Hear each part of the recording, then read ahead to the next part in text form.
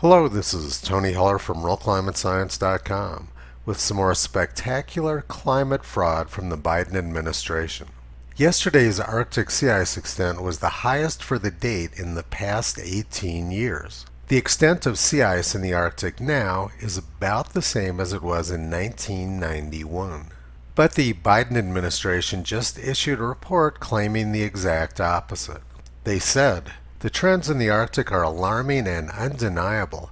We face a decisive moment. We must take action to confront the climate crisis." They said the 15 lowest minimum sea ice extents have all occurred in the last 15 years. And they provided this graph showing the Arctic sea ice minimum going back to the year 1979. But if we take a closer look at the data, we can see that the Arctic sea ice minimum last year was the highest since 2014. And there's been no trend in the Arctic sea ice minimum over the past 15 years.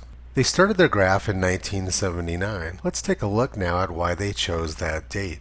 This graph and text is from the 1990 United Nations Intergovernmental Panel on Climate Change report.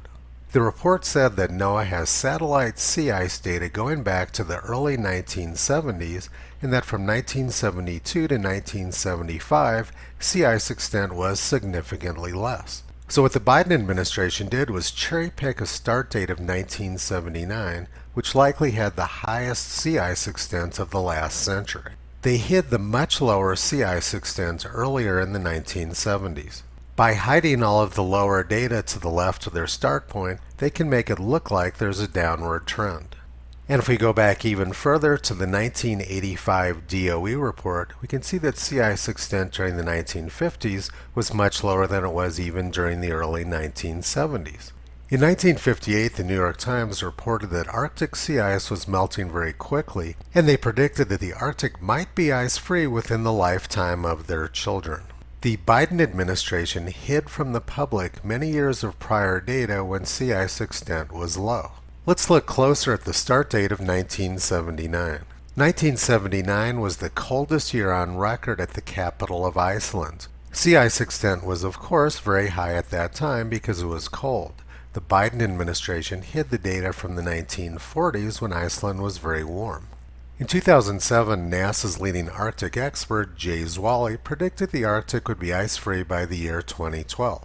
And in 2008, NASA's James Hansen, who started the global warming scare before Congress in 1988, predicted the Arctic would be ice-free between 2013 and 2018. Democrats said, "Dr. Hansen was right.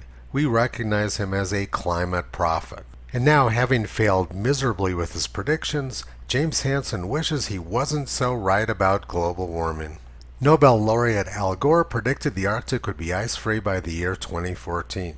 And in 2009, Joe Biden's climate advisor John Kerry predicted the Arctic would be ice-free by the year 2014 as well. You have sea ice, which is melting at a rate that the Arctic Ocean now increasingly is exposed. In 5 years, scientists predict we will have the first ice-free Arctic summer. All the experts are wrong, but there's no retractions and no mea culpa. All they do is ramp up the lies further. There's been no trend in Arctic sea ice extent over the last 15 years when these climate prophets made their predictions of doom. But if we go back further in time to around the time when Stonehenge was built, the Arctic had much less ice and may have been ice-free. Temperatures along the northern coastline of Russia may have been 2.5 to 7 degrees Celsius warmer than they are now. And trees grew all the way to the edge of the Arctic Ocean in Canada. The tree line now is 80 to 100 kilometers further south. Carbon dioxide levels were much lower at the time when the Arctic was ice-free and trees grew all the way to the edge of the Arctic Ocean. There's no long-term correlation between carbon dioxide, Arctic temperatures, and Arctic sea ice. The Biden administration pretends that time began during the very cold year of 1979. They pretend that this cherry-picked trend since 1979 was caused by carbon dioxide. They say that their fake cherry-picked trend is alarming and undeniable. But the biggest lie of all is pretending that we can control the climate. Even if you believe that carbon dioxide controls the climate, Biden's climate envoy John Kerry admits that zero emissions in the United States wouldn't make a difference in climate change.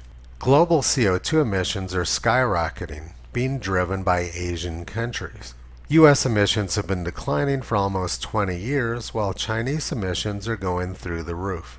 The only thing the Biden administration can accomplish with this sort of propaganda is choking off the United States energy supply and economy. That's apparently the goal of all this fraud because no other outcome makes any sense. What we're seeing is the Great Reset, which John Kerry said will happen at greater speed and intensity than people might imagine. Toto has been pulling back the curtain on this subterfuge for the past 14 years. You can visit him, Kyrie, and Caesar on the web at realclimatescience.com.